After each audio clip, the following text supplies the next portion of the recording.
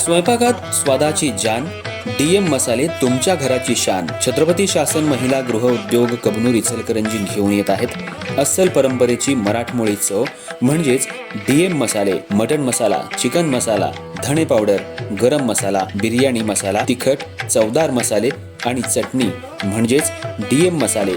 तर आजच आपल्या जेवणाची रंगत वाढवण्यासाठी केमिकल विरहित डीएम मसाले, गृहिणींच्या मनातले मसाले आणि चटणी अवश्य वापरा.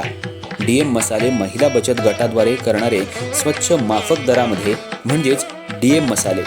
संपर्क दिव्याताई मगदूम, मोबाईल 91 30 80 22 55.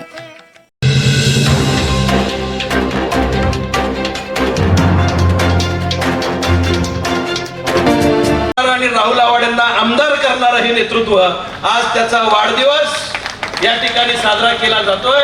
आज ह्या लोकनेत्याच्या वाढदिवसाच्या निमित्तानं उपस्थित असणारे आमचे पालकमंत्री आदरणीय आबिटकर साहेब, आमचे लाडके खासदार आदरणीय आबिटकर साहेब पोहोचला असताना मी शिवधनुष्य हातामध्ये घेतलं.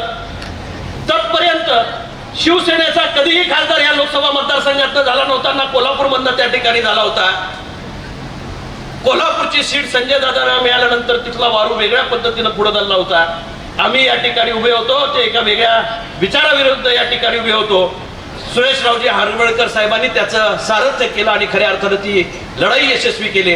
मी आज या ठिकाणी आपल्याला सांगू इच्छितो, काही माणसं जन्मानं या ठिकाणी एखाद्या कुटुंबात येऊन त्याचं नाव आमच्या पाठीशी राहतं आणि माने म्हणून माझ्या पाठीशी नाव राहिलं म्हणून बाळासाहेब मानेंचा वचाराचा आणि कार्याचा वारसा पुढे घेऊन जाण्याची संधी मिळाली.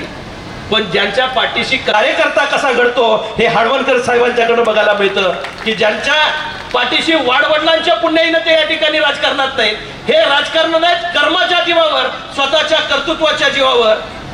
आज साहेब भाजपामध्ये सुद्धा काय कौतुक आहे बघा.